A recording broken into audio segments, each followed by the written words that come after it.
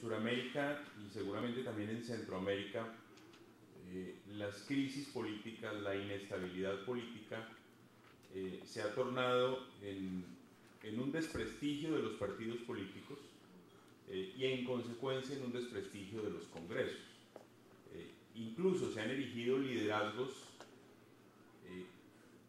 que en gran medida fundamentan su propuesta en acabar con los partidos políticos que en un momento determinado están presentes en el contexto político de un determinado país, y por esa vía también surgen propuestas de debilitamiento de los parlamentos.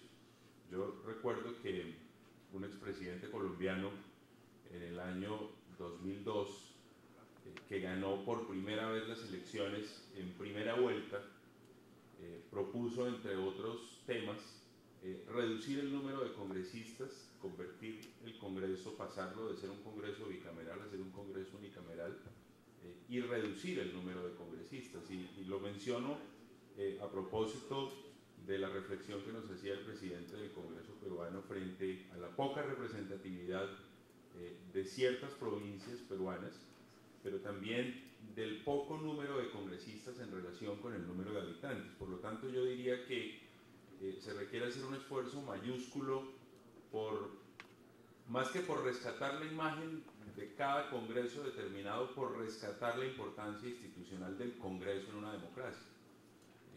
Si uno hace un ejercicio comparado con lo que ocurre en los Estados Unidos, pues hay igualmente escándalos como los hay en Sudamérica, pero nunca esos escándalos pasan del reproche individual al congresista que precipita el escándalo, pero no se plantean reformas al Congreso, como disminuirlo, como acabarlo como institución.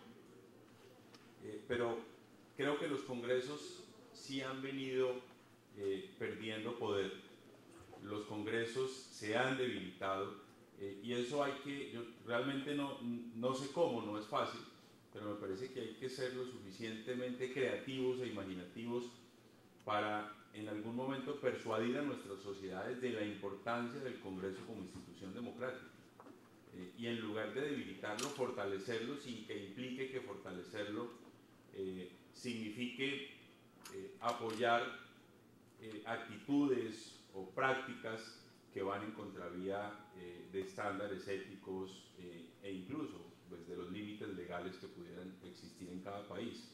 Entonces quería hacer esa reflexión porque me parece que pues aquí estamos entre congresistas contando nuestras experiencias, pero más allá de que nos las contemos nosotros mismos, creo que tenemos la obligación de hacer un esfuerzo por rescatar una institución que es fundamental para la democracia. En nuestro continente no puede seguir por la senda de que nuestras sociedades estarán mejor con congresos más debilitados y con la rama ejecutiva del poder público más fortalecida, más autoritaria, sin menos control. Eso finalmente, por bueno que sea un gobierno en un momento determinado, termina desbordándose. Entonces quería hacer ese comentario que me parece fundamental en este encuentro. Y bueno, paso un poco a responder las preguntas que se nos ha pedido contar como experiencias nuestras. ¿Cuál es el contacto que tenemos con los ciudadanos? En el caso colombiano, pues hay contacto directo, en algunos casos dependiendo de la jurisdicción a la que representemos en el Congreso. Si es una jurisdicción en la que hay una baja densidad demográfica, pues es mucho más fácil el contacto directo con los ciudadanos. En la medida en que hay mayor densidad demográfica, pues es menor el contacto directo y cada vez más pues se apela a la tecnología para ese contacto. Yo creo que en el caso colombiano y en general en todos los países, las redes sociales adquieren una importancia enorme, y creo que por cuenta un poco de la demanda de las redes sociales, los congresistas cada vez más le prestamos mayor atención a las redes sociales y a darle respuesta oportuna a los ciudadanos a través de ellas. Yo creo que ese un poco ese mito que existía de que muy poca gente tiene acceso a la tecnología y que por esa razón no es útil o no es realmente muy democrático usarlo, cada vez pierde más vigencia, es decir, cada vez más por cuenta no de reglamentaciones, no de leyes, no de imposiciones legales, sino por cuenta de la realidad misma, los congresistas estamos usando la tecnología para mantener un contacto, una interacción con los ciudadanos. Yo diría que eso no debería requerir reformas de carácter legal. Me parece que la sola realidad nos impone a quienes aspiramos a mantener una vigencia política tener un uso frecuente, intenso, diría yo, de las redes sociales. Se nos pregunta también qué pensamos de las oficinas descentralizadas, si estas tienen que ser en bancadas, si tienen que ser individuales. Yo diría que la respuesta a esta pregunta depende de varias circunstancias. Para el caso colombiano, justo ayer lo hablábamos con Mónica de Congreso Visible en Colombia, cuando veníamos hacia Lima. En el caso colombiano, la Constitución ampara al ciudadano entregándole muchos mecanismos para hacer efectivos sus derechos. Y en la medida en que esos mecanismos existen, casi que la función del congresista pudiera ser, en términos de intermediación, marginal, es decir, que no logró hacer efectivos sus derechos a través de acciones de amparo constitucional o a través de otro mecanismo consagrado en la Constitución, podría acudir al congresista. Y al Congreso, antes de 1991, lo desprestigió mucho esa intervención, porque obviamente era una intervención de alguna manera selectiva en favor de las personas cercanas a los congresistas y no necesariamente era una intermediación para el conjunto de la sociedad. A mí me parecería mucho más interesante que estas oficinas descentralizadas se pudieran dar a través de los partidos políticos, pero lo digo además porque creo que una de las mejores maneras de fortalecer la democracia en Colombia y en general en Sudamérica es fortaleciendo los partidos políticos. Y si de oficinas descentralizadas se va a hablar, me parecería mucho más importante hacerlo desde los partidos políticos, desde las bancadas parlamentarias, desde los grupos parlamentarios. Pero eso podría también significar una reforma de tipo electoral. Alguien mencionó, no recuerdo quién de quienes me antecedieron en la palabra, la necesidad de acabar el voto preferencial.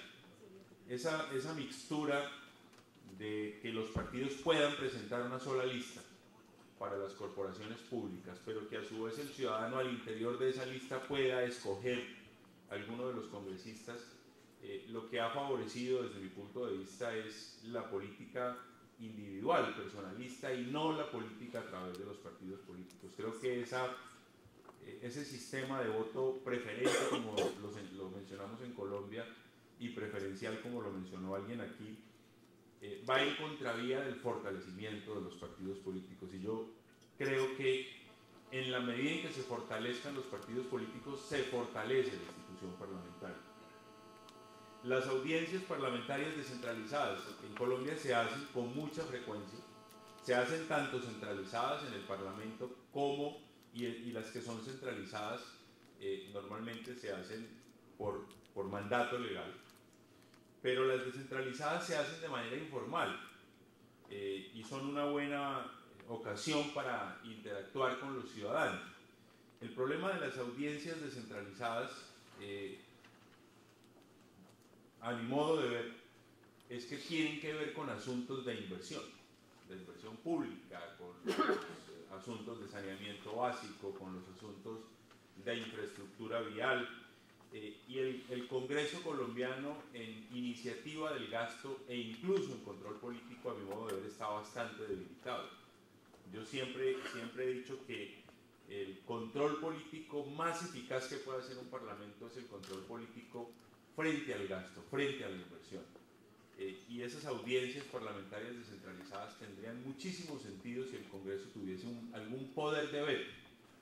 que no pudiera ser discrecional, deliberado frente a la inversión, pero sí, ojalá las reformas legales o constitucionales, si es necesario que fueran constitucionales, pudieran entregarle a los congresos algún poder de veto frente a la inversión o frente a las decisiones de inversión, por supuesto de acuerdo a unos estándares y a una reglamentación muy bien definida. Que si se hacen encuestas para un poco orientar las decisiones del Congreso, en Colombia se hacen pero nacionales fundamentalmente, y a nivel regional no se hacen.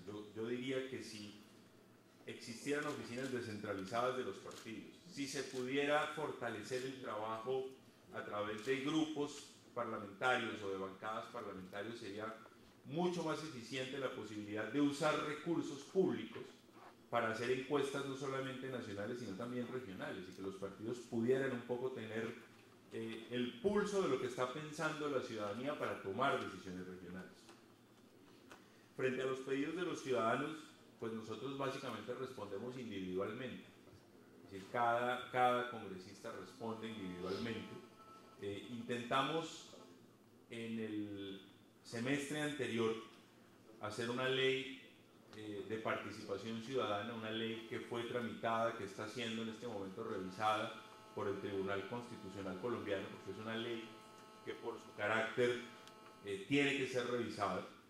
En esa ley quisimos imponerle al Congreso la obligación de darle trámite a todos los pedidos ciudadanos, pero desafortunadamente en uno de los debates le fue eliminada esa obligación al Congreso. Nos parecía muy interesante que eso se pudiera, como lo comentaba nuestro colega chileno. Yo también creo que en la medida en que todos los trámites parlamentarios se formalicen, se protocolicen, eso legitima a los congresistas, eso legitima a la institución parlamentaria, pero desafortunadamente creo que esa oportunidad se perdió. Yo terminaría. Muchas gracias. Muchas gracias.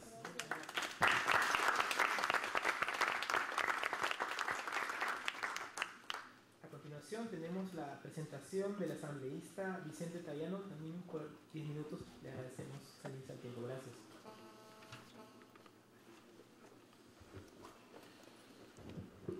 Gracias, buenos días a todos. Realmente tenía una presentación que prefiero obviarla porque se han tratado temas muy interesantes que nos llevan precisamente a un poco cruzar experiencias, fundamentalmente en lo que pasa en cada uno de los parlamentos de nuestros países. En el Ecuador, en el año 2008, fuimos convocados a una asamblea constituyente en un país que había estado absolutamente convulsionado en los temas políticos. Habíamos cambiado en los 10 últimos años 5 presidentes de la República. El Congreso había llegado a un descrédito absoluto en el país.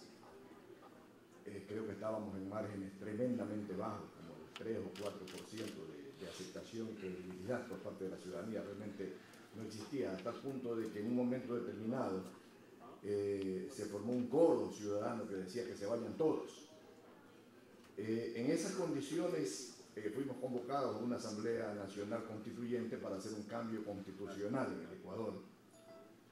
Yo tuve el honor de ser asambleísta constituyente electo para esa oportunidad y de participar en la elaboración de esta Constitución. El presidente de la República de aquel momento, que es el mismo presidente que tenemos actualmente, el economista Rafael Correa, que tiene una gran fuerza popular, la tenía mucho más en aquella época y llevó una gran fuerza de legisladores constituyentes. Llevó, me parece que de 120 legisladores constituyentes, algo así como 80, y con las alianzas con los partidos afines llegaban más o menos como a 90 o 95 legisladores constituyentes, y desde ese punto de vista pudieron elaborar la constitución que quisieron elaborar. Yo debo reconocer que fui parte de la bancada de oposición en aquel momento a esa, no a la Asamblea Constituyente, sino a la Constitución que se aprobó en el Ecuador. Pero debemos reconocer que nosotros ya teníamos desde el año 1998 una constitución que era muy adelantada en el tema de derechos, fundamentalmente, en el tema de derechos humanos, de derechos ciudadanos. La falla del Ecuador estaba fundamentalmente en el tema político, en el tema de la administración política, que era lo que había que mejorar. Y en esta constitución, asesorados por el neoconstitucionalismo, se establecieron ya no 3 poderes del Estado, sino 5 funciones del Estado. Y, lógicamente, la función legislativa como primer poder del Estado, ejecutiva, judicial, y se creó o se elevó a la categoría de función a la función electoral, y se creó una nueva función, una función de control social o de transparencia y control social, que sería la encargada de hacer las designaciones de las autoridades de control. Pero esta Asamblea Constituyente mermó muchísimas facultades del Congreso ecuatoriano. Yo diría que pasamos casi de un extremo a otro y nos quedamos con un Congreso con funciones extremadamente limitadas. Un Congreso que legisla y fiscaliza como 2 de sus principales funciones. El tema de la transparencia como tal existe, pero de hecho no tenemos nosotros una comisión de transparencia en nuestro Congreso Nacional, que además se le cambió el nombre de Congreso a Asamblea Legislativa. Está conformada por 124 legisladores, que son 103 que pertenecen a 24 provincias, con una representación poblacional, con una base de 2 legisladores por cada provincia, pero con un legislador adicional por cada 200.000 habitantes. Y así hay provincias como la provincia del Guayas, a la que yo me pertenezco, que tiene 18 representantes, que es la provincia electoralmente más grande del Ecuador. Y hay provincias en el oriente ecuatoriano, en la Amazonía ecuatoriana, que a duras penas tienen 2 representantes, a pesar de tener una extensa población, un extenso territorio, poblacionalmente son realmente provincias muy pequeñas. Y en esta nueva constitución establecimos fundamentalmente un sistema presidencialista de administración del Estado. Y en este sistema presidencialista, lógicamente, tenemos el visto bueno final para las leyes al presidente de la República. La conformación de este Congreso estuvo dada, de este Congreso nuevo en el Ecuador.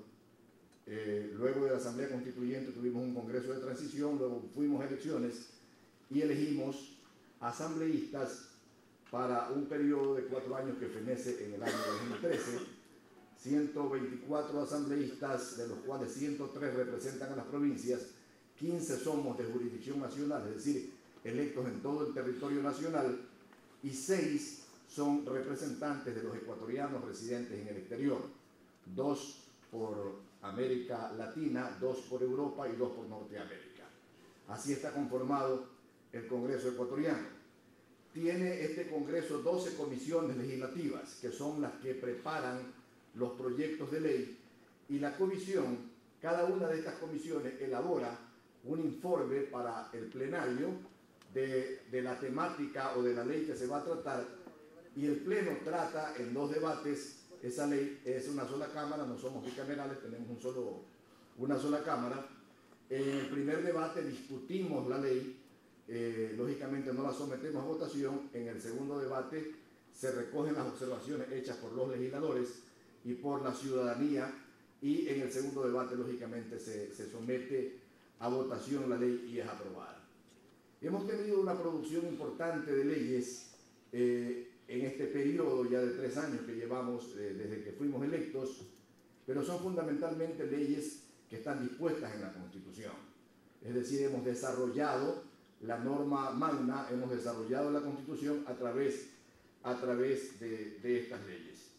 Este Congreso, que a pesar de los esfuerzos que debo reconocer que se hacen, trata de transparentar sus actuaciones. Como todos los congresos del mundo, se somete a mayorías y a minorías. Y el gobierno del Ecuador mantiene y ha mantenido una mayoría de legisladores en este Congreso. Y lógicamente, el número de legisladores que le faltan para completar esa mayoría que en el Ecuador es de 63 votos, lo consiguen a través de determinados legisladores independientes que son electos por determinadas jurisdicciones, pero no con partidos políticos fuertes, sino con movimientos provinciales o locales, generalmente. Y lamentablemente hay que reconocer que el gobierno hace convenios con los prefectos provinciales, que son los administradores, si se quiere, de las provincias, a los que se pertenecen los legisladores, y los legisladores independientes terminan sumándose al gobierno para la aprobación de determinadas leyes. De esa manera se han aprobado varias leyes en el Ecuador que en definitiva van desarrollando los preceptos constitucionales. Pero a pesar de los esfuerzos hechos, todavía el Congreso sigue lamentablemente muy mal visto. Nosotros acabamos de cerrar las inscripciones para las próximas elecciones presidenciales y de legisladores. Y lamentablemente, fíjense ustedes todavía cómo se compara el Congreso, que un grupo de jóvenes ecuatorianos llevó un burro con una corbata puesta a inscribirlo como candidato a la Asamblea Legislativa. Y ha causado esto mucho revuelo en el Ecuador, que ese burro en el Twitter, en el Facebook, tiene más de 50.000 seguidores. En apenas una semana y media después de que supuestamente intentó ser inscrito. Eso dice de lo que piensa el pueblo o lo que se siente representado. En el Ecuador, lamentablemente, todavía no logramos esa empatía entre la ciudadanía y el Congreso. O sea, no se siente la gente representada por sus legisladores, a pesar de los esfuerzos que, reitero, se han hecho fundamentalmente por transparentar la gestión. Se han hecho lo que denominan casas legislativas, es decir, una especie de sucursal del Congreso en cada una de nuestras provincias, que son 24 provincias, y en cada una de las circunscripciones territoriales del exterior. Ahí los legisladores que somos de provincia, que no somos de la capital de la República, ejercemos nuestras funciones mientras no estamos en la capital de la República. Hay una gran difusión de lo que hace la Asamblea a nivel de las redes sociales. Hay un canal de televisión, hay una radio de la Asamblea que transmite las sesiones de nuestro Congreso, y a pesar de eso no logramos todavía esta empatía entre la ciudadanía y el Congreso. La representación femenina, nosotros en nuestra Constitución anterior y en la actual tenemos establecido que hay paridad de género, es decir, en las listas para elegir dignidades pluripersonales tiene que ir una mujer, un hombre, una mujer, y así sucesivamente, de acuerdo al número de representantes pluripersonales que tengamos. Pero a pesar de eso, en este mundo machista en el que todavía nos desarrollamos, la representación real, a pesar de haber muchas mujeres encabezando listas, no llega todavía ni al 30, al 29 o 30% real en la Asamblea y en los organismos de elección pluripersonal, como son los consejos provinciales y los consejos cantonales. No sé si podamos desarrollar, parece ser que lamentablemente se nos acabó el tiempo, podamos desarrollar más adelante en alguna pregunta o otro tema de importancia en relación a la representación.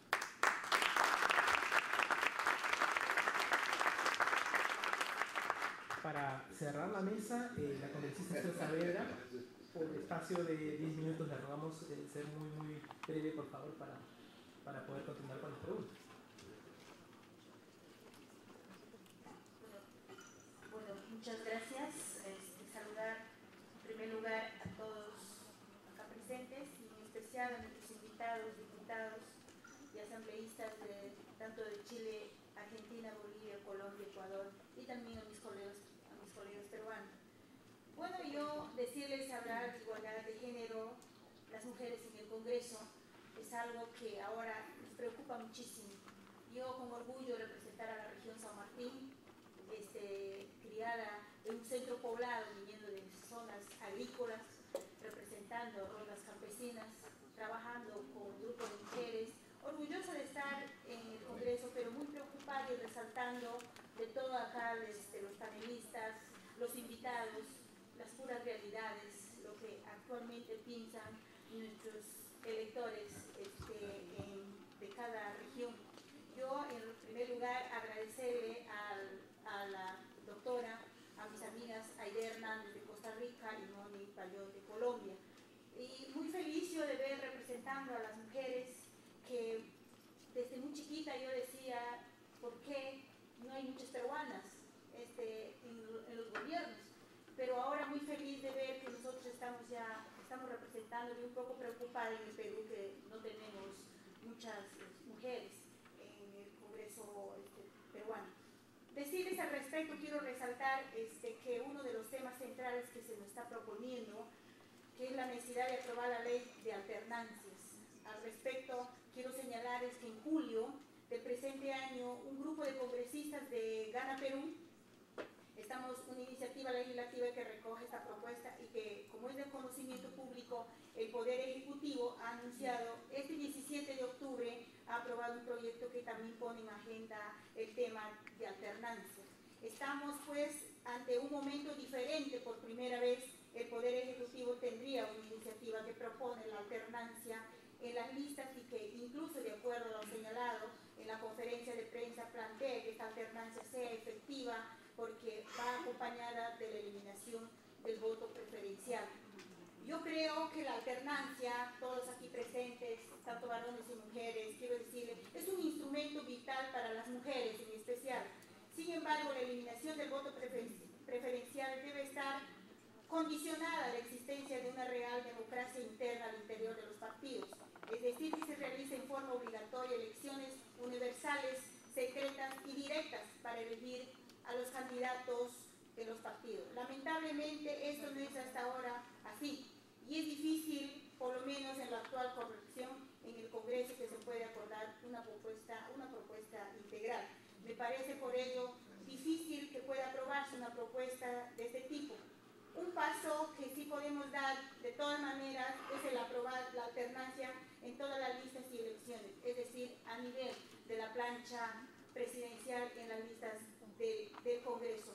Yo quiero decirles que a mí me ha servido muchísimo, una gran experiencia, mis 48 audiencias públicas antes de ser juramentada, y he aprovechado esa oportunidad de estar en contacto con mi pueblo y he aprendido muchísimo de ella, he recogido sus necesidades. Lo que falta acá es, amigos, decirles a todos mis hermanos aquí que nos están visitando de otros países, nos falta más representación.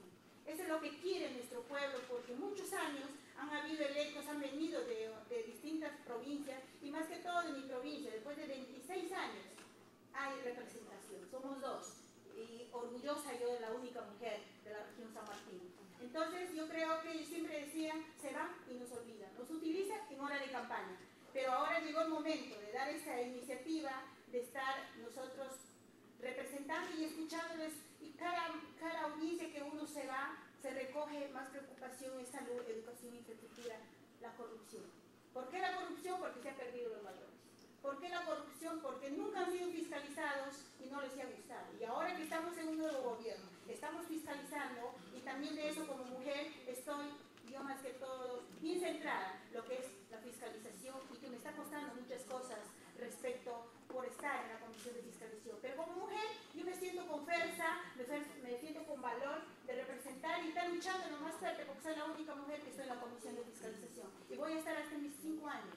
¿Por qué? Porque esa es la parte que te piden las audiencias, que hay mucha corrupción, y en eso nosotros estamos ya coordinando con todas las entidades, por ejemplo, desde la Contraloría General, que estamos coordinando el trabajo de venir fiscalizando tanto en las obras públicas que han quedado inconclusas y preocupación de toda la población, más que todo en las licitaciones de obras, que nadie ha fiscalizado, porque tú eres mi amigo, le doy esta obra y las obras se quedan llevándose la plata del pueblo. Entonces, muy orgullosa yo de estar en esta reunión y felicitar nuevamente esta transparencia y reflexión democrática que me han acompañado también en mi región, y estamos aquí juntos articulando ideas, coordinaciones entre países para poder demostrar que sí, en el Congreso estamos gentes con transparencia y gentes con valor, y muy excelente que alguien estamos pidiendo, estamos dispuestos a la transparencia, que nos investiguen, que nos den todos los nombres, comenzando desde un lapicero que se adquiere,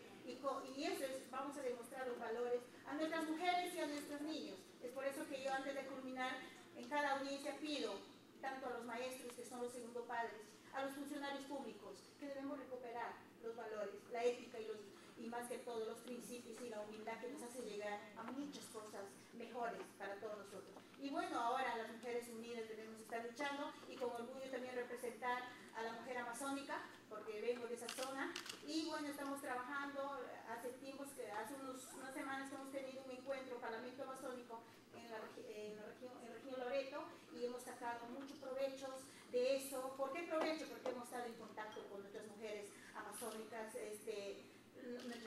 nativas que han sido abandonadas, y eso lo estamos resaltando en ello. En eso quiero resaltar mi agradecimiento y felicitaciones a todos mis hermanos de otros países que han venido, y esto nos va a servir muchísimo, un gran ejemplo para nuestro pueblo que venimos representando. Muchísimas gracias.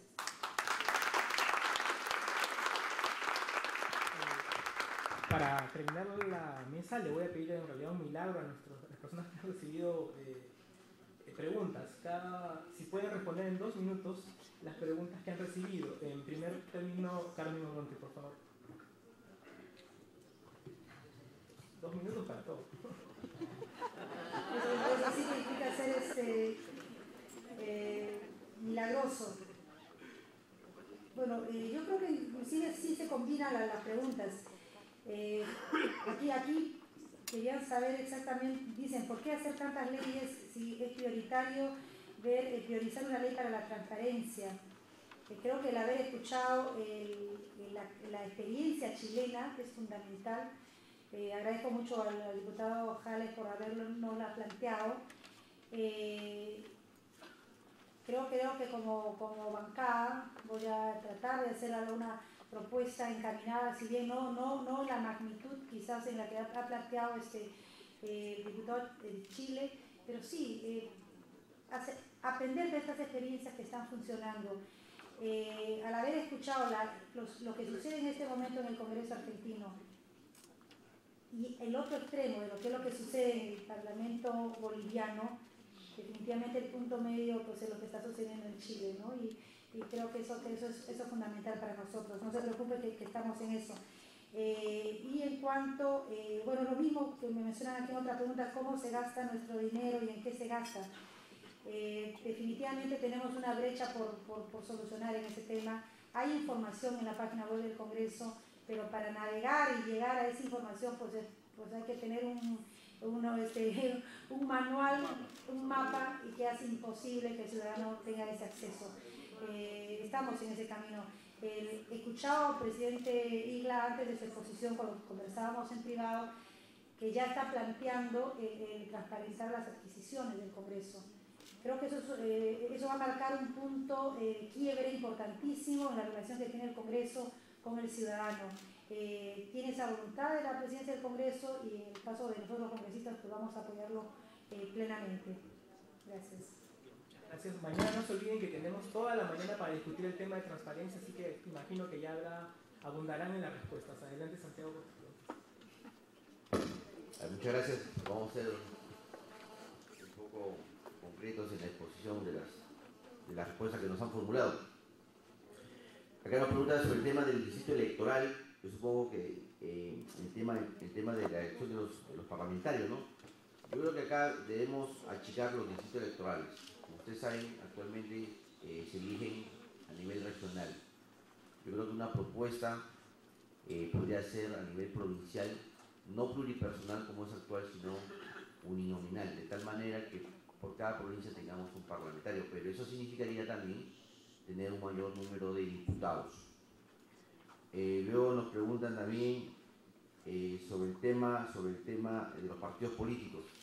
Definitivamente yo creo que la base de toda esta reforma política pasa por la reforma de los partidos políticos. Si no reformamos nuestros partidos políticos, si no los afianzamos, creo que cualquier reforma a nivel de Congreso o a nivel de la Constitución creo que sería en vano.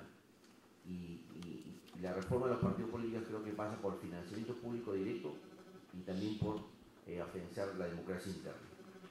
Nos preguntan cómo va la reforma electoral sobre la base de las propuestas presentadas por el Jurado Nacional de Elecciones. Como ustedes saben, el Jurado Nacional de Elecciones ha presentado 2 iniciativas, una de código electoral, que trata de sistematizar toda la legislación electoral que se encuentra dispuesta, y una de código procesal electoral. Para este tema de la reforma electoral se ha formado un grupo de trabajo al liderar la Comisión de Constitución y Reglamento, que preside el congresista Alfredo Tarola, que ya viene trabajando. Esperemos que en el periodo que nos corresponde presidir la Comisión de Constitución y Reglamento lo podamos ver. Luego también nos preguntan sobre el tema de representación.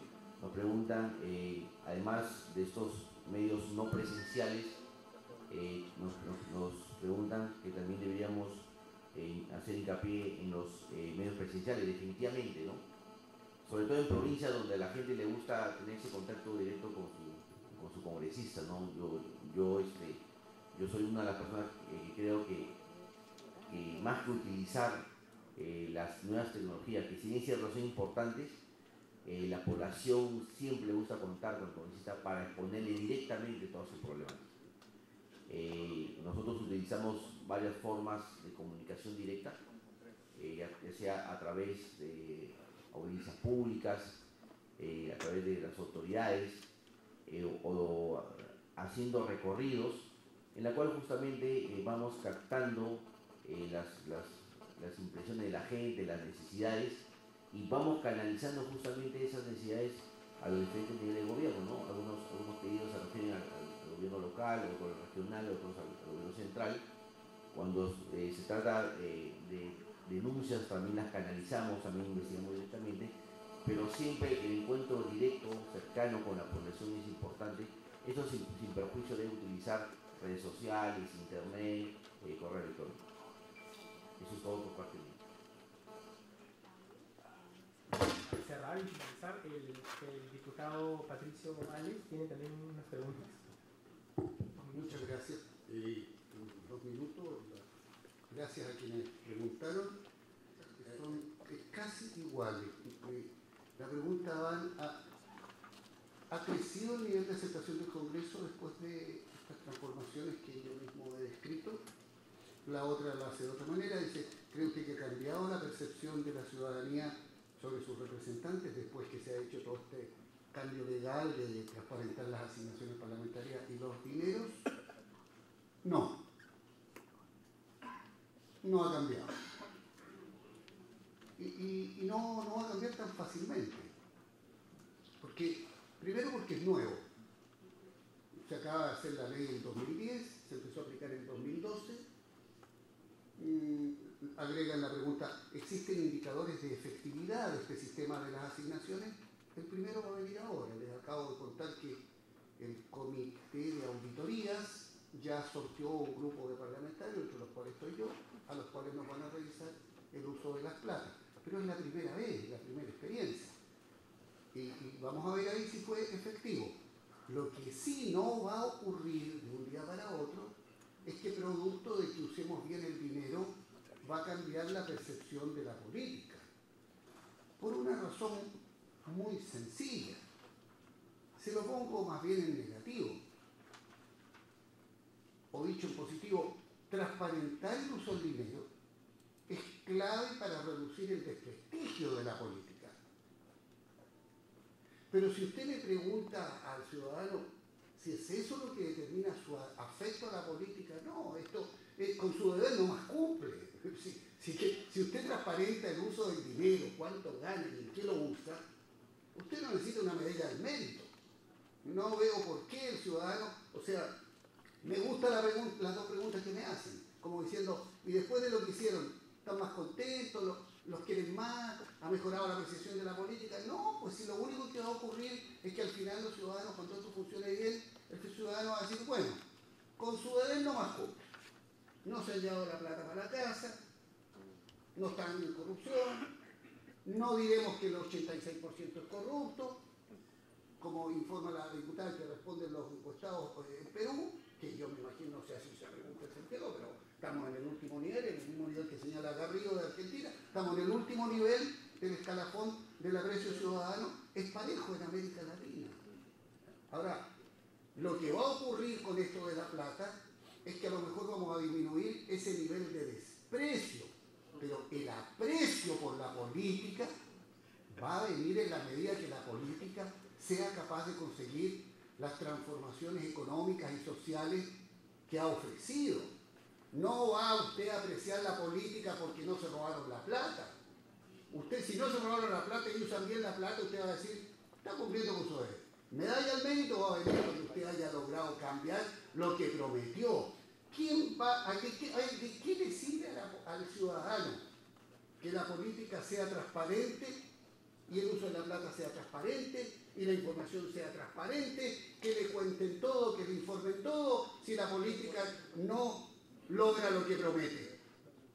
No lo van a apreciar simplemente porque entregó la información. van a apreciar a la política porque es capaz de resolver las desigualdades, de mejorar la educación, de hacer las reformas políticas, hacerse cargo de la salud, etcétera, y de todo lo que prometió. Muchas gracias. Muchas gracias a los representantes que han participado en la mesa. Les rogamos que por favor el break sea solo de 5 minutos y regresamos con la mesa. Mujeres en el Congreso e incorporar sus intereses en la agenda parlamentaria. Vamos a tener como expositora a la señora Violeta Bermúdez, especialista en temas de género y política. Violeta Bermúdez es abogada, especialista en temas de género, es directora del proyecto USAID Perú Pro Descentralización. Ha sido viceministra de la Mujer y directora del movimiento Manuela Ramos y ha desempeñado cargos de dirección en agencias de cooperación internacional. Es profesora de la Facultad de Derecho de la Pontificia Universidad Católica del Perú y una muy querida amiga nuestra. Bienvenida, Violeta.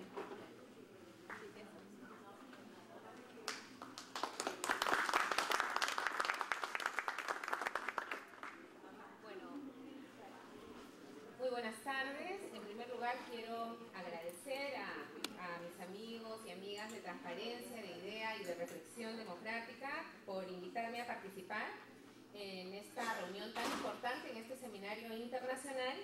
Y de acuerdo a lo que está previsto, el tema que voy a trabajar es la integración de, perdón, creo que no salió la anterior. Los instrumentos para mejorar la representación de las mujeres en el Congreso e incorporar sus temas, integrar los temas de la agenda de género dentro del trabajo parlamentario. Para ello hemos organizado nuestra presentación en los siguientes contenidos. Vamos a tener una breve introducción sobre la materia, aunque yo veo que en la primera parte ya han tenido bastante reflexión sobre temas vinculados a la labor parlamentaria, para luego trabajar en realidad los dos temas que nos han asignado de manera telegráfica. El primero, los instrumentos para mejorar la representación de las mujeres, y el segundo, para referirnos a la integración de los intereses de las mujeres en la agenda parlamentaria y terminar con algunas reflexiones o conclusiones finales. Como todas y todos sabemos, el logro de la ciudadanía de las mujeres lamentablemente no ha sido suficiente para garantizar una participación equilibrada de hombres y de mujeres en los parlamentos. No hay correspondencia entre lo que se conoce como el sufragio activo, es decir, el derecho de elegir, el derecho de ejercer nuestro voto, con el sufragio pasivo, es decir, la posibilidad de ejercer cargos públicos y por tanto ser elegidas.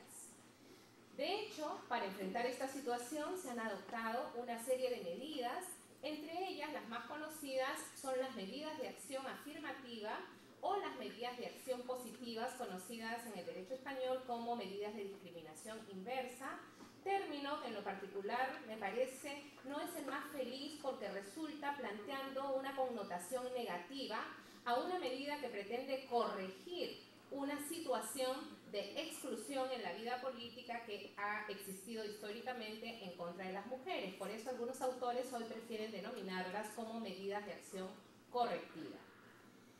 Las cuotas son por excelencia las medidas más conocidas y de mayor aceptación por los estados. ¿Qué buscan las cuotas? Como todas y todos sabemos, buscan asegurar la presencia de determinados grupos que tradicionalmente han estado excluidos de algún ámbito, por ejemplo, el ámbito político, puede ser también el ámbito laboral o de la educación, y lo que hacen es generar canales para que estos grupos puedan tener una participación, hacerlos visibles y que la sociedad vea con naturalidad su presencia en estos espacios donde antes no estuvieron. De esta manera garantizan que progresivamente se vayan neutralizando los prejuicios que existen en contra de estos grupos y también se vaya generando, ¿no?, una suerte de ideario, de sensación de que es posible que este grupo, para el caso particular que nos referimos, las mujeres, también pueden ejercer el poder político. Entonces, las nuevas generaciones van viendo esto con naturalidad y como una aspiración también de realización personal y política. ¿Qué se busca con las cuotas? Se busca asegurar que puedan ser elegidas un grupo de personas que constituyan una masa crítica al interior de los parlamentos. ¿Para qué una masa crítica? Para poder hacer oír sus voces. Se estima que entre un 30 y 40% de grupo o de presencia en el Parlamento constituiría una masa crítica para poder hacer oír sus propuestas, negociar sus iniciativas, etc. Las cuotas pueden ser de diverso tipo: constitucionales, cuando han sido reconocidas por los textos de la Constitución; legislativas, cuando han sido introducidas al sistema jurídico mediante normas expresas; y de naturaleza voluntaria, que se refiere a aquellas normas que las adopta una agrupación política sin necesidad de la imposición de una norma. Existen una serie de modalidades del sistema de cuotas, y aquí vamos a entrar precisamente a los instrumentos que podrían hacer posible el mejorar la presencia de las mujeres en el Parlamento.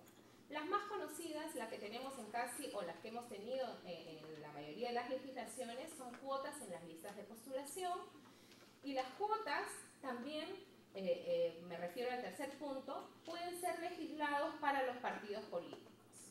Existe otra figura normativa también, denominados los asientos reservados o cupos determinados, e igualmente, como hemos señalado anteriormente, las cuotas voluntarias adoptadas por los partidos políticos. Finalmente, como en el caso peruano, también tenemos la figura de la cuota de género. Todas estas modalidades tienen una serie de diferencias que vamos a pasar a revisar rápidamente.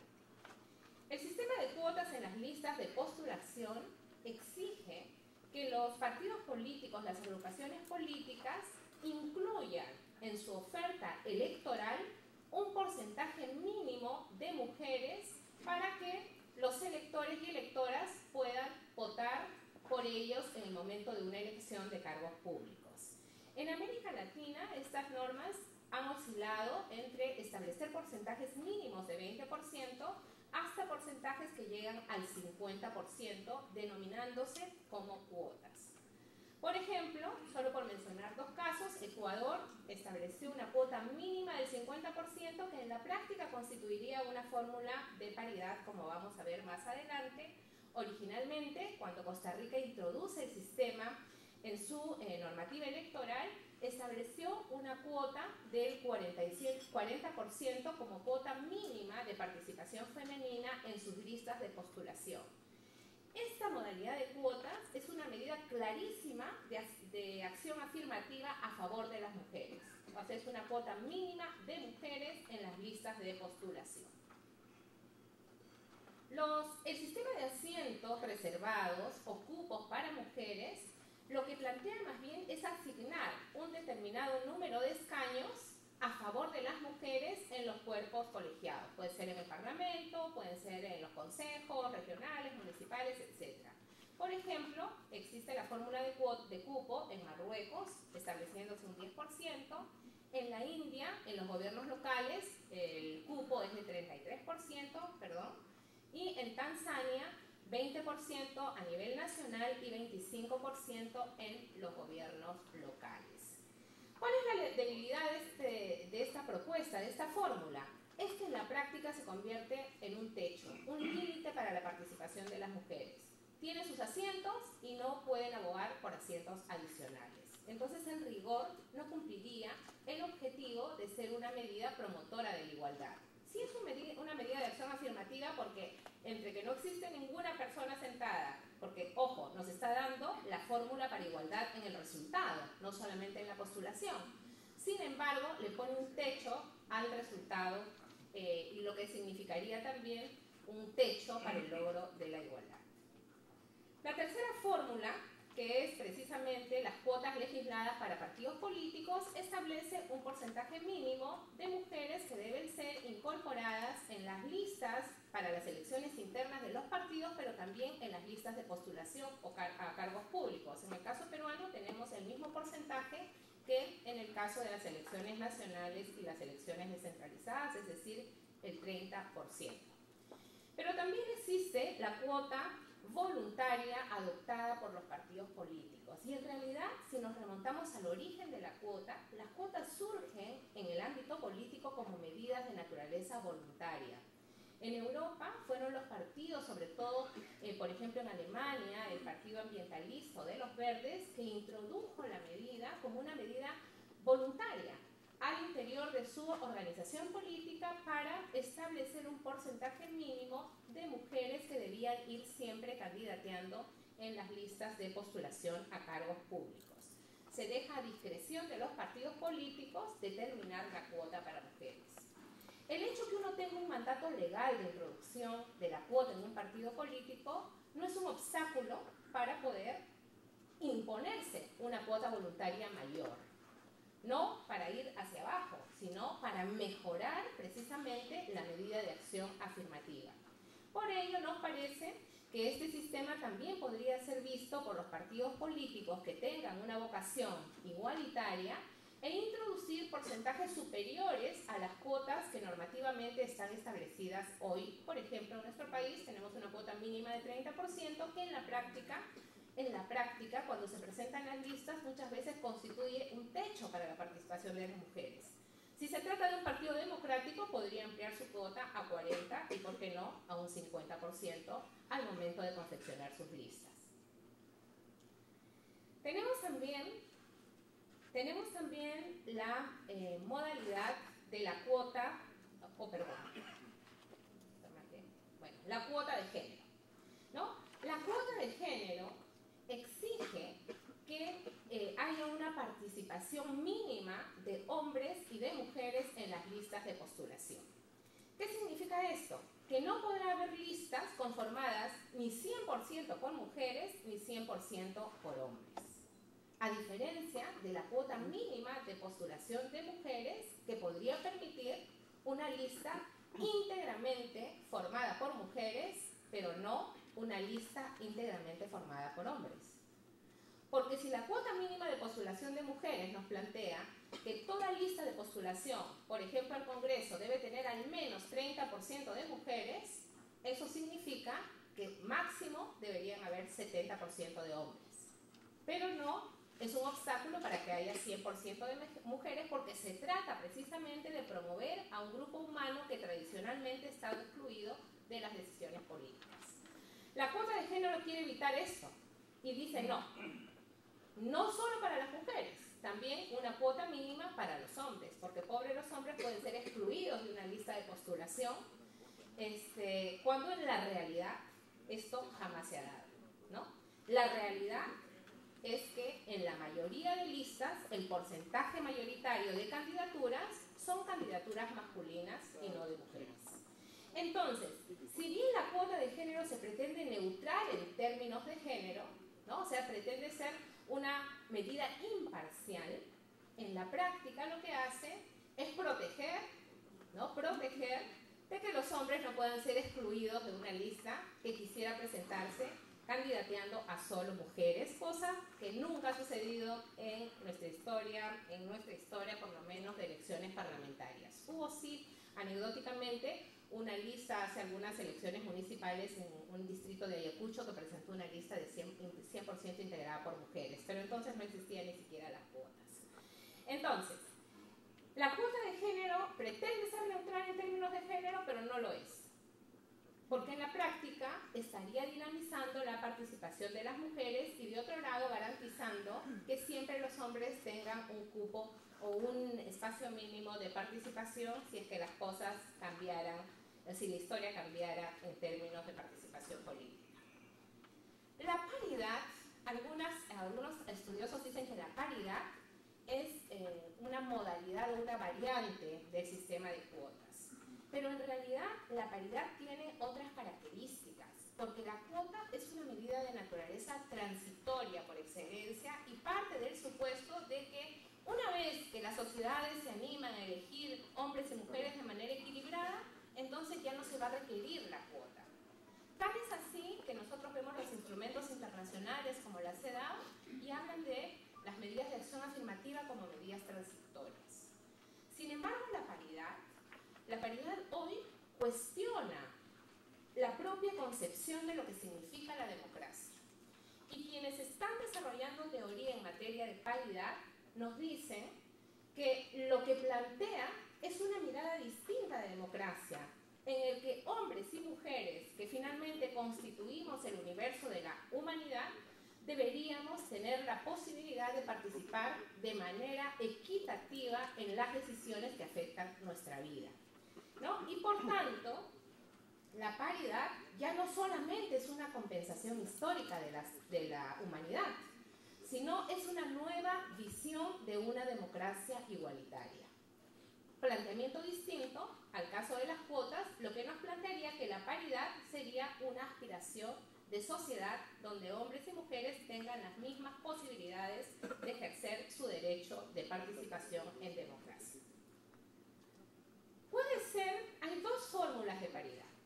Una fórmula que es de estricta paridad, que plantea la conformación de listas en igual número tanto para hombres como para mujeres. En otras palabras, 50-50 más menos 1.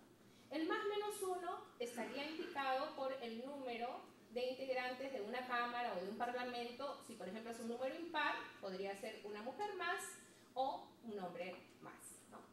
Y el sistema de paridad flexible más bien nos plantea un marco de participación equilibrada, una suerte de balanceo, que puede ser que ninguno de los sexos esté subrepresentado en menos de 40% ni sobrerepresentado en más de 60%. Esta es la fórmula que adopta, por ejemplo, el derecho español, ¿no? La fórmula de 40-60. Otra medida es el mandato de posición, una medida que también puede ser combinada con los otros instrumentos que hemos mencionado.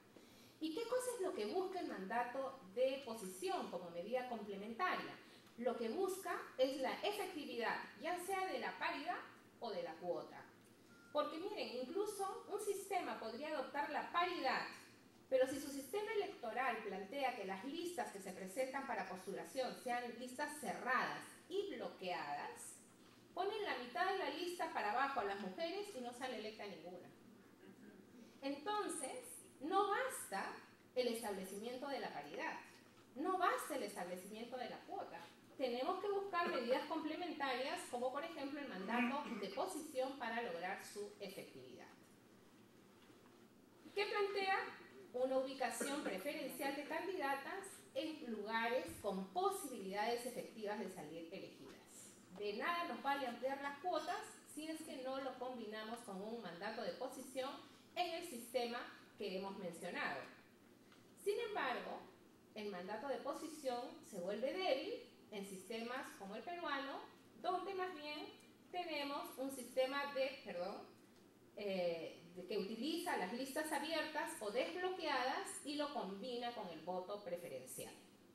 De nada nos vale tener una lista paritaria, incluso alternada por hombre-mujer, mujer-hombre, si tenemos una lista abierta y el voto preferencial es el que va a definir quién ingresa finalmente al Congreso. Y decía que no nos sirve de mucho, no tanto como de nada, pero no nos sirve de mucho porque ustedes saben que para que una persona salga electa se requiere de campañas, recursos, etcétera, que muchas veces son aspectos limitados en el caso de la participación de las mujeres, ¿no? Entonces, cuanto más conocido sea un candidato o una candidata, va a tener mayores posibilidades de ser elegida y no necesariamente por su ubicación en las listas.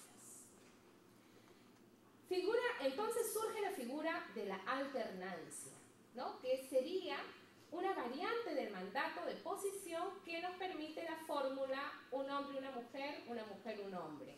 Es lo que se conoce como la lista cremallera o también se conoce como el sistema o la lista cebra por precisamente la imagen que tenemos de alternar el blanco-negro o también las piezas de una cremallera. En este caso, desde los diversos estudios que hay en materia electoral, la alternancia funciona de manera efectiva cuando hay paridad y siempre y cuando exista una lista cerrada y bloqueada. En este caso no solamente se garantiza la igualdad en la participación, sino también la igualdad en el resultado. Y como decimos allí, alternancia es 1 a 1 y no de cada 3, 1 o de cada 4, 1, que a veces son las figuras que nos presentan como mandatos de alternancia. En síntesis, entonces, todavía no estoy terminando porque tengo tiempo, de esta primera parte. Existen instrumentos para mejorar la representación de mujeres en el Congreso. Tenemos como medidas de acción afirmativa las cuotas, la paridad o cuota paritaria, el mandato de posición y la alternancia. Y como fórmula de igualdad en los resultados, podemos hablar de la paridad con alternancia, que a su vez tiene dos variantes: la de estricta paridad y la de paridad flexible. Comentaba fuera informalmente que a mí me han dado dos temas. Este segundo lo voy a pasar rápidamente por razones de tiempo. Creo que todavía tengo 6 minutos, ¿no? Entonces, el segundo aspecto vinculado, estrechamente vinculado al primero, tiene que ver con la incorporación de los intereses de género en la agenda parlamentaria. Todos saben, pues, que los parlamentos son espacios claves para la adopción de medidas legislativas en general para el avance de los derechos humanos y en particular para el avance en la igualdad de la mujer y la lucha contra la discriminación. La presencia de mujeres en los parlamentos ha motivado la introducción de temas que antes no se veían, y ni siquiera eran, o sea, no porque no se les diera importancia, sino porque quizás no existieran voceras que pudieran plantear temas críticos que afectan la vida de las mujeres. Entonces, en ese contexto y con el avance de la normatividad internacional a favor de los derechos de las mujeres, surge lo que se conoce como la agenda de género, que lo que hace es reconocer situaciones de injusticia que viven las mujeres y plantea medidas de diversa índole. En los parlamentos serán medidas de naturaleza legislativa para superar o enfrentar estas situaciones. ¿Qué es lo que se busca? El logro de igualdad y no discriminación. Voy a hacer esto rápido porque si no... El contenido de la agenda de género varía de acuerdo a cada país. Ahí mencionábamos algunos temas que son más o menos recurrentes. ¿Qué recursos se han utilizado, se vienen utilizando para integrar la agenda de género en los parlamentos? Un primer recurso es la formación de comisiones parlamentarias especializadas en temáticas de la mujer y en cumplimiento del rol promotor de la igualdad en términos normativos. Estas comisiones han venido haciendo, y algunas que no lo han venido haciendo, pueden hacer la evaluación del impacto de género de cualquier proyecto de ley de carácter general o especial, pueden formular y aprobar proyectos de ley orientados a contribuir en el logro de la igualdad de género. Igualmente, en cumplimiento de su rol fiscalizador, pueden investigar el cumplimiento de las obligaciones asumidas por el Estado en materia de protección de los derechos de las mujeres y en general en la ejecución de las políticas de igualdad de género, pueden monitorear, supervisar el cumplimiento de las leyes y también la asignación de los recursos necesarios para la implementación de planes nacionales, por ejemplo, de igualdad y no discriminación, etc. En su función de representación parlamentaria pueden interactuar con la ciudadanía, difundir derechos, etcétera, etcétera. ¿Cuál es la debilidad de estas comisiones? Casi como la de nuestra mesa. Por lo general, estas comisiones están integradas mayoritariamente por mujeres. Entonces, al no participar los hombres, los legisladores en las comisiones de las mujeres, en realidad no hay opción a que conozcan y a que se interesen en los temas que son críticos de la agenda de género. Entonces, yo diría que un primer problema, quizá, de las comisiones parlamentarias sobre la mujer es que lo que deberían enfrentar es ver canales de motivación para que los legisladores varones se incorporen a la comisión y asuman también la problemática o las problemáticas que tiene que abordar toda comisión parlamentaria preocupada por la igualdad de género. Otro instrumento que existe son las denominadas bancadas femeninas que surgen a iniciativas de las propias parlamentarias. Y esto en realidad sí reúne fundamentalmente a mujeres, pero son como espacios de encuentro y coordinación previa de temas, de áreas que de repente van a dar lugar a un trabajo de labor parlamentaria, y lo que se busca es forjar consenso sobre el tema crítico que pueda ser en el momento en discusión para que puedan llegar fortalecidas a negociar la propuesta al interior de los parlamentos. En América Latina se han formado varias comisiones, en la presentación pueden ver algunas de ellas. Otra forma de fortalecer el trabajo parlamentario para integrar la agenda de género es el establecimiento de alianzas con la sociedad civil. Primero, porque las organizaciones de mujeres de la sociedad civil, los proyectos de cooperación internacional, las organizaciones de derechos humanos tienen data, tienen información relevante sobre la situación que afecta o situaciones críticas que afectan la vida de las mujeres. Entonces nos pueden ser un recurso fundamental para desarrollar el trabajo parlamentario. Pero en segundo lugar, porque se puede lograr el impulso concertado para impulsar cambios, modificaciones en lo que hemos denominado la agenda de género. En conclusión, existen diversos instrumentos para mejorar la representación de las mujeres en el Congreso, pero es importante que generemos un consenso para avanzar de las cuotas de postulación o de género hacia medidas de carácter más equilibrada que permitan lograr la igualdad en el resultado. O sea, no solamente la igualdad en la oferta electoral, sino en el resultado de la elección. Igualmente, es importante que reconozcamos que el hecho que haya más mujeres en los parlamentos ha llevado consigo que se integre en la agenda parlamentaria temas que antes ni siquiera eran vistos, eran totalmente ignorados. La violencia contra la mujer, violaciones sexuales, la no discriminación por razón de maternidad, etc. Igualmente, existe, y esto deben ser conscientes las mujeres parlamentarias, que existe gran expectativa de parte de la sociedad, porque las mujeres, si bien no han sido elegidas para representar a todas las mujeres y no a todo el país, pero existe expectativa de que sean las mujeres quienes lideren los temas de una agenda de género. Y por tanto, creo que es un desafío que ellas deben enfrentar. 3 conclusiones más y acabo. Las comisiones legislativas de la mujer o de equidad de género y las bancadas femeninas sí han demostrado un trabajo efectivo. No hemos tenido tiempo aquí para detallar algunos ejemplos, pero creo que es por todos conocido que han tenido resultados exitosos en la aprobación de proyectos de leyes favorables a la equidad de género. Sin embargo, se requiere que este trabajo también involucre cada vez más a los legisladores varones, porque cada iniciativa impulsada por las mujeres cuesta sangre, sudor y lágrimas. Y a veces entra de una manera la propuesta y sale totalmente tergiversada, y en lugar de responder al problema que originalmente quería atender, acaba respondiendo a otros problemas. Que no es que sea malo, pero no responde al problema original. Eso es lo que ha pasado con las leyes contra la violencia de la mujer.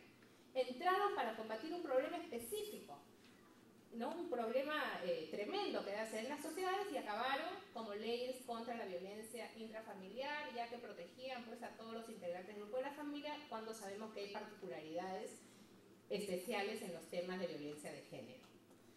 El avance en la normatividad para la defensa de los derechos humanos y los derechos de las mujeres por parte de las mujeres parlamentarias les da a ellas visibilidad, las empodera, no solo en términos individuales, sino también en términos de un grupo colectivo, o sea, como mujeres parlamentarias, porque se percibe efectividad en el cumplimiento de su función.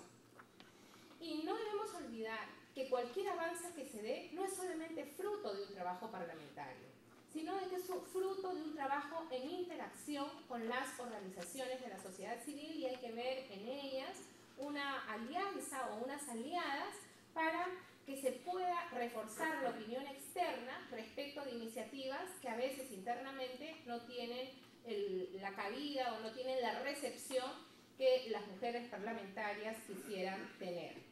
Cierro mi presentación simplemente leyéndoles una cita de la Comisión Interamericana de Derechos Humanos de la OEA vinculado a los 2 temas que hemos trabajado rápidamente.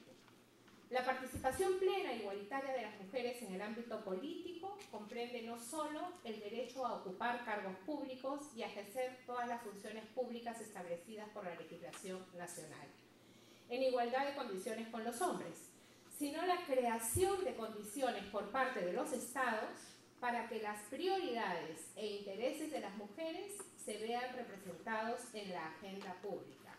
Entonces, presencia de más mujeres en los parlamentos definitivamente va de la mano de una agenda que responda a los intereses de las mujeres. Muchas gracias.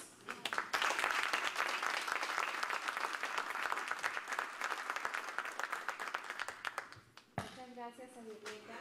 A continuación va a dar sus comentarios la congresista Esther Saavedra. La congresista Saavedra es representante de la región San Martín, pertenece al Grupo Parlamentario Nacionalista Gana Perú, es trabajadora social y ha ejercido labores en entidades del sector público y privado. Ella es titular de las comisiones de Fiscalización y Contraloría, Constitución y Reglamento. Por su clara exposición, que tenemos muy buenos experimentos que tiene usted, muy buenas experiencias que nos enseñas cuando fuiste ministra, y bueno, concuerdo en realidad la gran parte de la propuesta que nos dice en su exposición. Bueno, hablar de la mujer es muchísimo, y yo creo que llegó el momento de las mujeres, ¿no?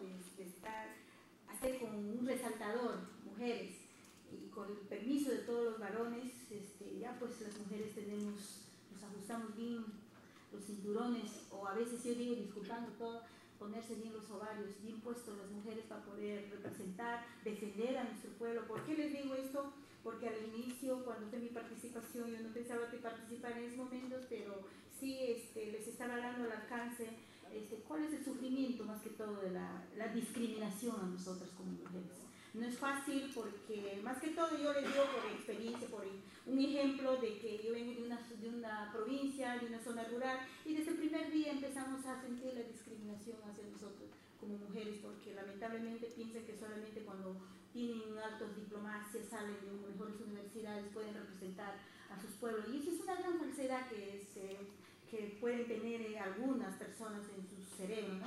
Porque lo que nosotros damos a conocer como mujeres representar es el gran amor que tú tienes a tu pueblo, que te ha elegido.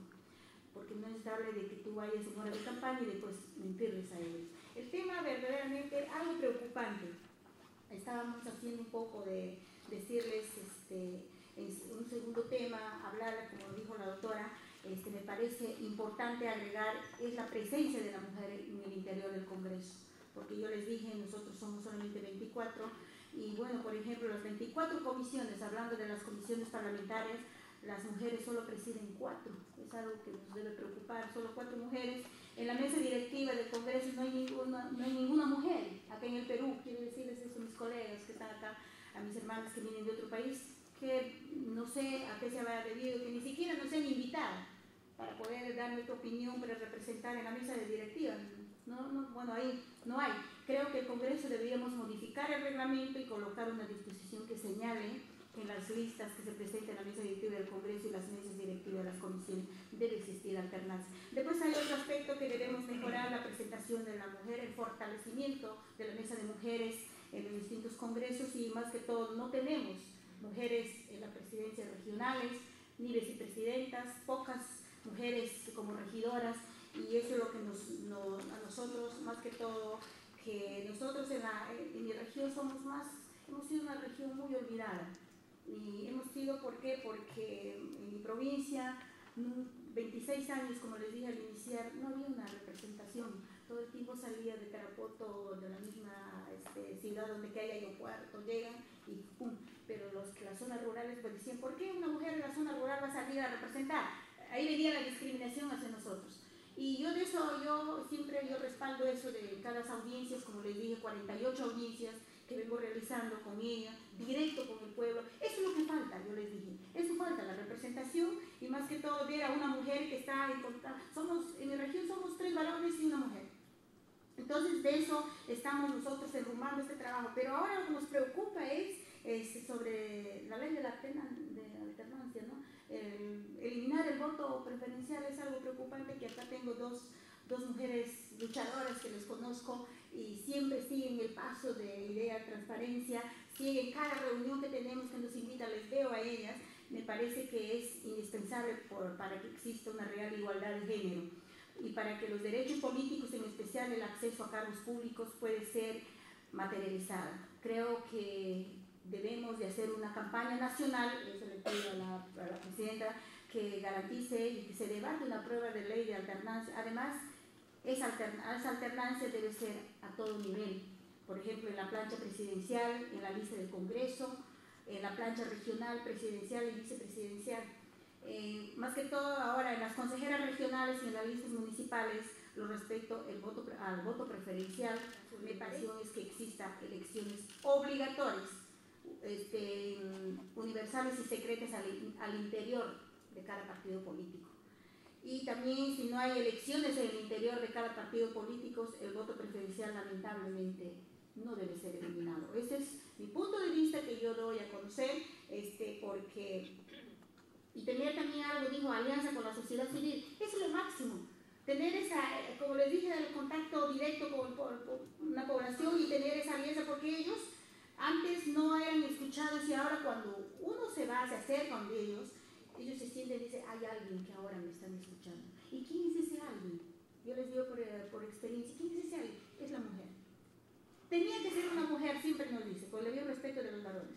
Entonces yo como mujer les digo de que sí, estoy muy fuerte luchando por mi pueblo, lo que es fiscalización. Me gusta lo más peligroso, lo más fuerte como mujer. Me gusta porque estoy aprendido de las rondas campesinas, donde que no llega el Estado, donde que no hay Policía Nacional. Ahí están las rondas campesinas, dando esa seguridad, y lamentablemente con un nuevo código procesal que hay en el Perú, están dando más alcance, más favoritismo a los delincuentes, más que a los que nosotros venimos luchando. Es por eso que yo felicito a todos ustedes y agradezco a mis padres y a Dios de que como mujer sí me siento con esa capacidad de demostrar, y yo creo que con estos foros que venimos realizando, que no sea solamente teoría, sino que haya en prácticas.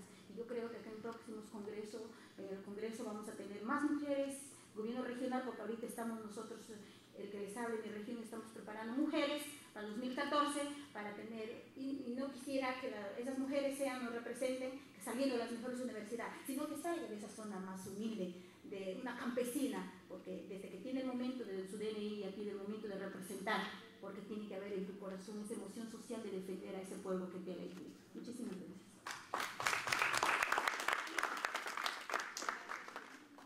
Muchas gracias, congresista Saavedra. A continuación hará su intervención la doctora Aide Hernández, de Costa Rica. Ella es jefa de la Unidad Técnica de Igualdad y Equidad de Género de la Asamblea Legislativa de Costa Rica.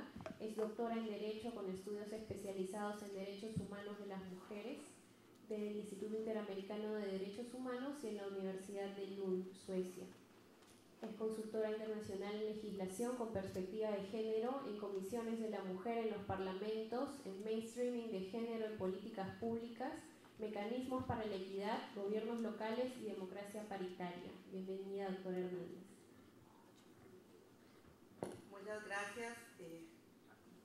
Buenas tardes, señores congresistas y señoras congresistas que están acá, instituciones organizadoras y todas las compañeras de la mesa que me acompañan. Para mí es un gran honor compartir hoy con ustedes varias experiencias de Costa Rica. Para iniciar respecto al tema, quiero sí dejar claro que cada país es totalmente diferente y sus maneras los sistemas electorales son diferentes. Costa Rica tiene un sistema proporcional, donde son listas cerradas y bloqueadas. A partir de ahí se establecen las estructuras y las formas de participación que hay en el Congreso. Costa Rica tenía en 1996, se aprueban las cuotas de participación política hacia las mujeres con un 40% de representación. Esas cuotas se establecieron sin un mecanismo preciso de aplicación, y eso fue una gran enseñanza. Cuando se establecen cuotas se deben establecer los mecanismos de aplicación. Gracias al ejercicio de la ciudadanía de las mujeres, de los partidos políticos y de organizaciones sociales de mujeres, a través de acciones judiciales en el Tribunal Supremo de Elecciones, se establecieron resoluciones que fue aclarando cómo se podía, dónde se colocaba esa cuota de participación, porque al inicio las mujeres las colocaban de suplencias y en los últimos lugares para no quedar electas. Gracias a esa definición y a esa forma de resoluciones, hoy en día que todavía tenemos las cuotas, tenemos un 38.5% de representación de mujeres en el Congreso de Costa Rica. Pero las mujeres que fueron ingresando, no contentas con lo que estaba pasando, empezaron a promover otra forma de participación y iniciamos el trabajo de tener la paridad en el Congreso de Costa Rica. Y también que teníamos que hacerlo en el Código Electoral, que es el instrumento jurídico de aplicabilidad y donde todas las personas, hombres y mujeres, recurren a ellos para participar. El nuevo Código Electoral que incluye la paridad se aprobó en el año 2008, empieza a regir en las próximas elecciones, que es en el 2014. En ese nuevo Código Electoral se hicieron dos cosas muy importantes y fueron fundamentales. Las normas de representación que íbamos a tener las mujeres en Costa Rica.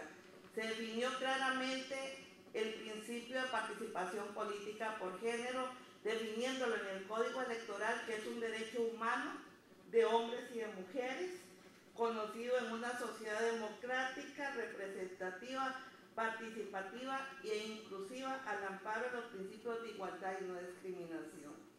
Además de eso, definimos claramente lo que se iba a entender en Costa Rica por paridad y alternabilidad como mecanismo de aplicación. ¿Por qué? Porque pasaba lo que decía la señora expositora, que había en otros países que se hablaba de paridad flexible, 60 y 40. Como en Costa Rica ya teníamos la cuota, el 40%, podíamos decir que teníamos ya la paridad. Entonces nosotros teníamos que aclarar claramente qué íbamos a entender en Costa Rica por paridad. Quedó establecido en el Código Electoral que la paridad se iba a entender que en órganos pares la representación era 50 y 50 cada uno, y en órganos impares la diferencia entre hombres y mujeres iba a ser de una sola persona.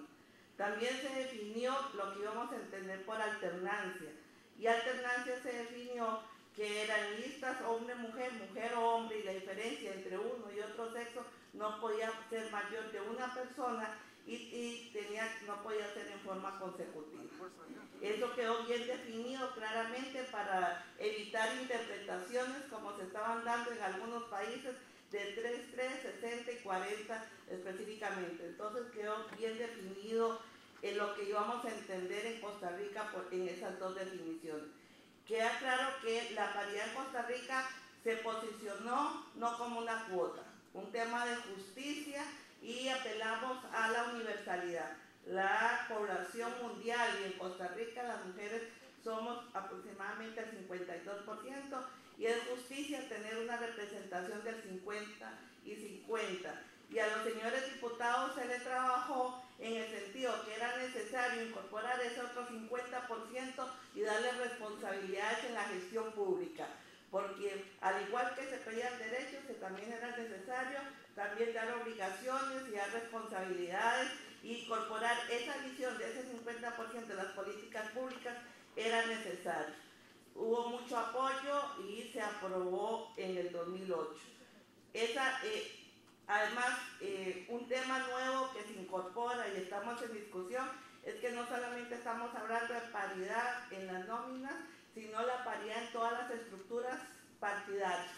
Desde las bases hay paridad, en los órganos de decisión paridad, pero se incorpora también la paridad en las totalidades, o sea, en los puestos uninominales y en los primeros lugares.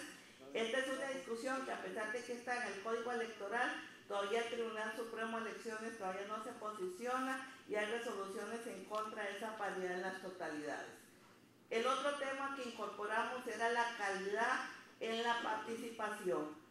Mucho se habla de cuál es la calidad de participación, pero se posiciona que la calidad de participación debe pedirse una calidad de participación en los hombres y en las mujeres, no solamente en las mujeres, y que la representabilidad de las mujeres no debe ser exclusivo de las mujeres congresistas, sino también de los hombres congresistas.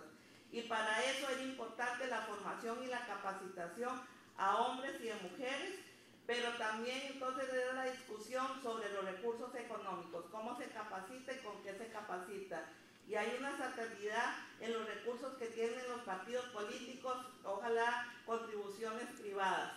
En Costa Rica tenemos la contribución estatal, donde el país, el gobierno, el Estado, le da recursos económicos a los partidos políticos para las elecciones electorales. Hubo una modificación de que esa contribución estatal también fuera para época no electoral, para formación y capacitación política para hombres y para mujeres. Pero se estableció claramente qué temas tenían que dar, además del ideológico, y se estableció en el Código Electoral que hay que dar derechos humanos, hay que dar igualdad de género, hay que dar participación, liderazgo, empoderamiento, gestión pública con perspectiva de género. Y se establecieron sanciones para si los partidos políticos no dan esta formación y esta capacitación a hombres y mujeres en forma paritaria, pero también sanciones si no se escriben papeletas paritarias y alternas. Los partidos no les darán las contribuciones estatales o no inscribirán a los partidos que lo tienen.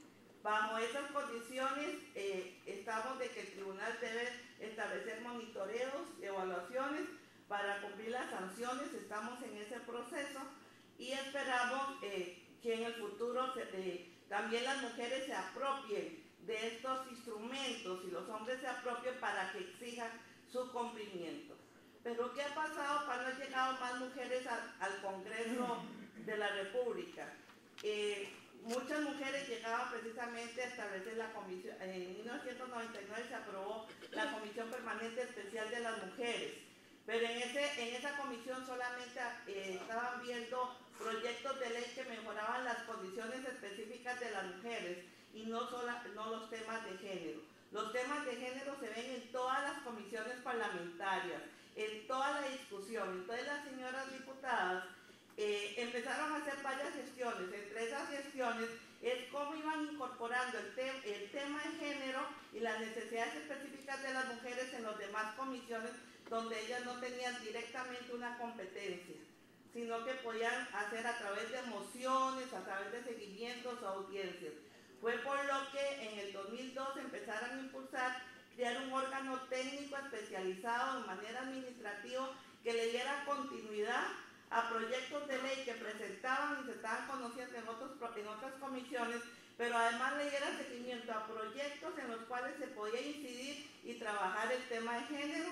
Y fue como en el 2007 se creó la Unidad de Igualdad y Equidad de Género, que es un órgano administrativo que apoya a todas las comisiones legislativas, apoya a todos los diputados y diputadas en la incorporación de la perspectiva de género y las iniciativas de ley. Este órgano administrativo depende de la máxima jerarquía administrativa y no depende de ningún órgano político para evitar que sea un órgano neutro, que no se politice ni tampoco que se elimine a través del tiempo. Con esto, entonces, la Asamblea Legislativa de Costa Rica tiene un órgano político, que es la Comisión Permanente Especial de Asuntos de la Mujer, que promueve temas específicos para el mejoramiento de las condiciones de la mujer, pero también hay un órgano técnico, que es la Unidad Técnica de Género, que apoya a la comisión, pero apoya la labor de apoya de todas las comisiones y de todos los diputados y diputadas para incorporar y promover la perspectiva de género en todas las funciones que hace la Asamblea Legislativa, que es la parte legislativa, la parte de control político o fiscalización y la parte administrativa. A partir de eso se han logrado promover muchas leyes que han venido ayudando. Estamos terminando la política de igualdad y equidad de género del Congreso de Costa Rica.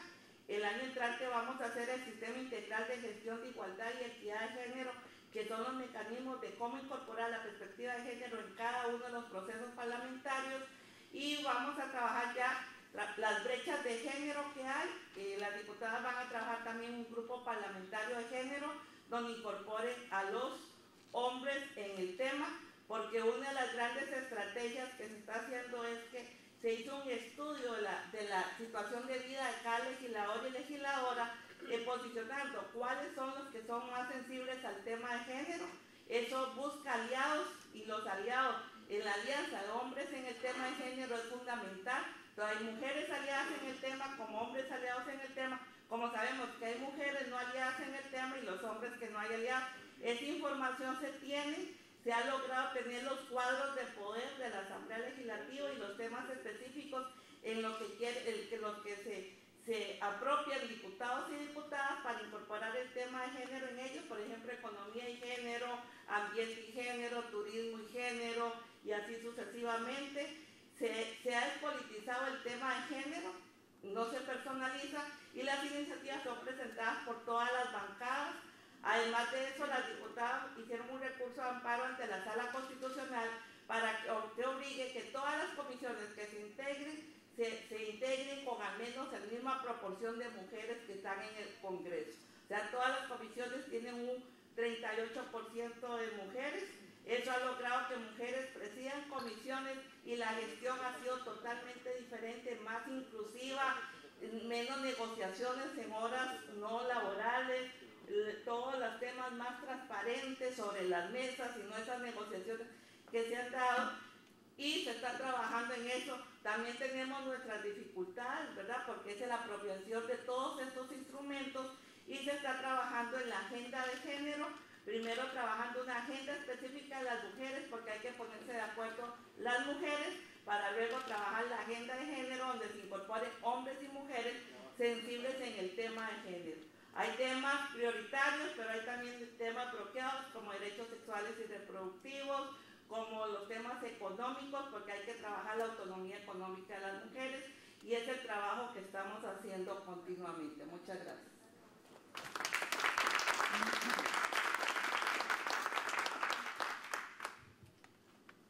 Muchas gracias, doctora Hernández. Antes de pasar a nuestra última panelista, quiero invitarlos por favor a llenar las hojas de formato de pregunta a quienes deseen hacerlo. Ya hemos recibido varias, y después de esta última intervención vamos a pasar a una ronda breve de respuestas.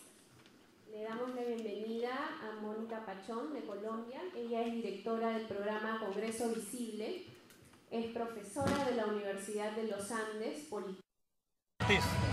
Hemos recibido cartas de presidentes regionales y alcaldes que quieren que el módulo Perú vaya a otras regiones. Ya estoy programando. ¿Cuál será la próxima parada? Yo creo que la próxima parada va a ser Ica. Haremos una en Lima, en un centro en Huaycán de repente, o una zona muy pobre, y pasaremos a Ica. Yo espero que la próxima mesa directiva, en función de lo que hemos acordado ahora, permita que esto siga. De lo contrario, lo haré yo solo. Pero todos los congresistas están invitados. Lo que me alegra a mí muchísimo es de que aquí haya habido participación de alcaldes, e incluso una congresista u otro han estado presentes con nosotros. No, eso es bueno porque le da sensación de seguridad a la población. Y hay otra cosa que me parece excelente, el informe que tenemos las Fuerzas Armadas, del Ejército, la Marina y la Aviación, es de que, por ejemplo, el servicio militar voluntario ha crecido bastante, y que, por ejemplo, en el caso de Lambayeque, ya no tienen que ir a buscar jóvenes de otros departamentos, sino que la propia región, los jóvenes se han interesado. Yo quiero además agradecer públicamente al señor alcalde del distrito, Leonardo Ortiz, el arquitecto Raúl Ciesa, porque nos dio la facilidad para que esto se lleve a cabo el día de hoy. Hay demasiada concurrencia. Esta es una forma de que el Congreso contribuye a la inclusión social que promueve el gobierno. Tú has estado en varios sitios y te has dado cuenta que cada vez hay más afluencia de gente, y esto podría ser mejor si hubiera más participación de algunas otras personas. Pero yo estoy profundamente agradecido. Creo que sí, que al final este es el 8º módulo Perú, en el caso del Congreso de la República, y el 12º, el 12º, desde que lo formamos, es totalmente exitoso. ¿Ya ha hecho una evaluación de cuánta gente se involucra en cada uno de estos eventos? Bien, hay lugares donde hay más participación que otros.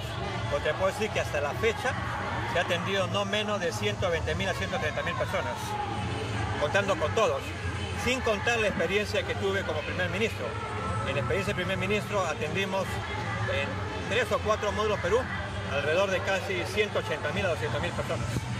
¿No? Aquí lo que hemos ido es ir desarrollando confianzas que eran difíciles. ¿Dónde está como lambayecano? ¿Qué cree que le falta a Lambayeque para desarrollarse? A Lambayeque solamente su puerto. Estamos trabajando para que el puerto Eten sea una realidad, no un megapuerto, sino un puerto normal, y con eso Lambayeque despega por sí solo. Gracias. Martín, gracias. Antiarrugas. O sea, no borra las arrugas, sino previene las que vienen y nutre mejor la piel, ¿no? ¿Ya? Siguiente. ¿No? Esta es la crema. O sea, no borra las arrugas, sino previene las que vienen. No, es una crema única. Estas son las papas nativas. Siguiente. O sea, en fresco y en hojuelas, ¿no? Que es lo que Leis ahora ha lanzado al mercado como Leis Andinas, y el Grupo Gloria en Mr. Chip, pero es Mr. Chip papas nativas, ¿no? O sea, consumir más papitas. Siguiente. ¿No? Estas son dos variedades, miren, la azul es lañil y la de arriba es pucachuango, que son ambas de Huánuco, son espectaculares, ¿no? La María es la María de Umbay que todos conocemos, ¿no? Siguiente. Sí, yo acá me quiero aprovechar, señor primer vicepresidente, de verdad, usted o quien quiera nos llama, pero en realidad, como lo señaló Isabel y también Miguel y los que estamos, agradecemos este espacio, pero quiero aprovecharme de este espacio para pedirle, por favor, a nombre de todo el Perú, a nombre de todo el Perú Papel, que no lloremos sobre... sale que Chile registró en su SENASA. Hace 2 años, hace 4 años, siempre estamos así. Yo conozco a mi colega de Chile, Andrés. Ellos tienen una visión de futuro. Ellos tienen un proyecto nacional de papas nativas chilenas. Lo tienen como país. Bueno, entonces hace poco ha habido toda esta bulla y solo ahí la prensa y sale todo. Pero luego, aquí con mis amigos del ministerio, con los que quedan, con el cambio de gobierno hay cambios, nos reunimos y trabajamos, y con el ministerio anterior, los funcionarios anteriores, se dijo, es bien, tenemos más de 3.000 papas, no vamos a registrarlas todas en un solo día, porque no es como registrar una partida de nacimiento, no es. O sea, yo puedo decir, voy a día luz y tengo un mes para registrar a mi hijo, Juan Pablo Barrenechea Obregón, no es así. En el caso de las papas, tiene que haber un dinero para cultivar esas papitas y describirlas con unos descriptores internacionales. Bien es cierto, eso lleva su tiempo. Ahorita tenemos registradas solo las papas mejoradas. Las papas mejoradas, las blancas, tienen partida de nacimiento. Canchán, Perricholi, Tomasa Condemaita y todas esas. Todas. Las nativas están registradas con nombre genérico, que acá está mi colega Miguel, están registradas como amarilla. Es como yo a mis hijos, tengo 3 hijos lindos, y dijeran, todos son Juan, ¿ya? No, pues. O sea, mi hijo es Ángel, Barrenechea Obregón, papá, igualito debe ser en las papas. O sea, está registrado amarilla, y en amarilla hay María Tumbay, María Perbolita, María... Hay Guairo, está registrada como Guairo, pero hay Guairo moro, Guairo macho, Guairo rojo, son diferentes. Son iguales, pero son diferentes. Entonces, yo, por favor, les pido, ¿no? Que, o sea, no solo por el tema con nuestros amigos chilenos, no, sino promulguemos una ley de reconocimiento a todas nuestras papas nativas como peruanas y patrimonio del país y de la humanidad. Señor vicepresidente, lo tenemos en borrador, ¿no? Y ahí, ¿no? Y ahí, o sea, debemos no poner